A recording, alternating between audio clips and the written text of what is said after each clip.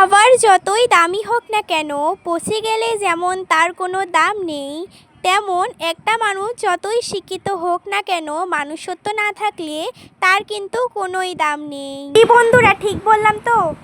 Hello everyone, আসসালামু আলাইকুম। Welcome back to my channel Rifa official ব্লগে তোমাদের সবাইকে ওয়েলকাম জানিয়ে আজকের ব্লগটা স্টার্ট করলাম। আজকে কিন্তু আমাদের বাড়িতে দোয়া হবে আমার বাবার জন্য।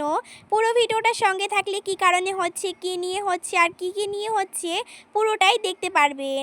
সকালবেলা উঠে তো আমি চা খেলাম, তারপরে মাছ বাজারে গিয়েছি, আর এখানে অনেক সবজি কাটা হয়েছে, আর এখানে আদা লঙ্কা মানে রসুন এগুলো ছিলিয়ে নেওয়া হয়েছে। অনেক রান্না করতে হবে আজকে। আর এখানে ওই যে মাছ বাজারে গিয়েছি, মাছ বাজার থেকে বড় দেখে একটা মাছ নিয়ে আসা হয়েছিল। ওই মাছটা কিন্তু টুকরো করার পরে কিন্তু এখানে 36 পিস মাছ কিন্তু ভেজে নেওয়া হয়েছে। আর আজকে না আমার বাবার মানে ঈদের আগের দিন না মানে প্রেশার স্ট্রোক হয়েছিল, তো আল্লাহর রহমতে এখন ভালোই আছে। তো ভাবলাম যে আমার মা ভাবলো যে একটু দোয়া টোয়া পড়িয়ে নেওয়া যাক, তো তার জন্য আমার মা কিন্তু এখানে সমস্ত করতে লেগে পড়েছে। আজকে আমাদের বাড়িতে দোয়া হবে, আর আমার মার ছোট বোন আমার খালা হয়, সে কিন্তু আদা রসুন কিন্তু বেটে দিচ্ছিল, তো তার জন্য তাও একটু শেয়ার করে নিলাম। প্লিজ পুরো ভিডিওটা দেখে যাবে। এখানে কিন্তু আমার মা কিন্তু একটা মিক্স সবজি মানে ভেজিটেবল সবজি বানিয়ে নিয়েছিল। এখানে অনেক কিছু আছে, আলু বেগুন টমেটো, তারপরে কাঁকরোল আছে, পটল আছে, তারপরে হচ্ছে ন্যাসরা আছে, আরও অনেক কিছু দিয়ে একটা মিক্স ভেজিটেবল সবজি বানিয়েছিল ভাজা টাইপের। আর এখানে কিন্তু পান সুপারিও রেডি করে নিয়েছি। আর এখানে কিন্তু শরবত বানানোর জন্য কিন্তু আমি চিনিটা আগেই গুলিয়ে রাখছিলাম, তার কারণ হচ্ছে যদি এখনই চিনিটা গুলা না হয় না, তখন কিন্তু তখনই তো ওই চিনিটা গলবে না, তার জন্য প্রথম থেকেই গুলিয়ে রেডি করে রাখলে না তখন কিন্তু সুবিধা হবে। সো গাইস, এখানে দেখুন চিনিটা ভালো করে গুলিয়ে নেওয়ার পরে এবার কিন্তু রসনার প্যাকেটগুলো আমার মা একটা একটা করে ফাটিয়ে দিচ্ছিল। আর চিনি যে দিয়েছিলাম, চিনির মধ্যে কটা না কালো পিঁপড়ে ছিল, ওই পিঁপড়েগুলো আমার মা আবার করে দিচ্ছিল। আপনারা তো জানেন যে চিনির মধ্যে কিন্তু ভীষণ পরিমাণে পিঁপড়া হয়, তো তার জন্যই মানে দোকান থেকে আনা হয়েছিল, তার মধ্যেই ছিল। তো আমার মা এবার দেখুন বেছে বেছে ফেলে দিচ্ছিল। আর দেখুন এই মানে ঠান্ডার মধ্যে গরমের মধ্যে তো চা দেওয়া তো সম্ভব না, তো তার জন্য আমার মা কিন্তু এখানে শরবতটা বানিয়ে নিল। এখানে মাছের তরকারি মেনুতে কি কি ছিল শুনে নিন। এখানে হচ্ছিল ভেজিটেবল সবজি বানিয়েছিল, তারপরে ডাল বানিয়েছিল, আর এখানে কিন্তু দেখুন আমার মা মাছের তরকারিটা নিজে হাতেই বানাচ্ছিল।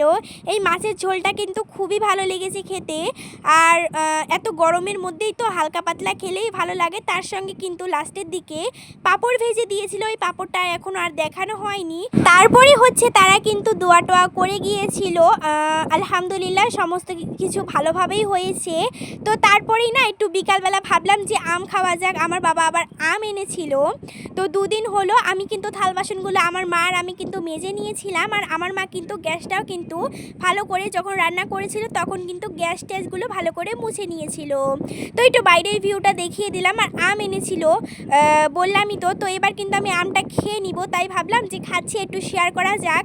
ভিডিওতে তো তেমন কিছুই শেয়ার করা হয়নি, তো ভাবলাম যে একটু খাচ্ছি তাই একটু শেয়ার করে দিই। তো দেখুন আমি একটু গপ গপ করে খাচ্ছিলাম আর আপনাদের সঙ্গে শেয়ার করছিলাম। আর বিশ্বাস করো গাইস, আর আজকে দিনটা খুবই ভালো গিয়েছে।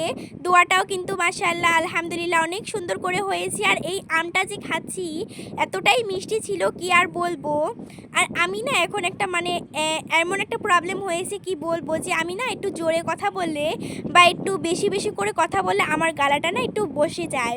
তো তার জন্য তোমাদের যদি কোনো প্রবলেম হয় প্লিজ অ্যাডজাস্ট করে নিয়ে পুরো ভিডিওটা দেখবেন।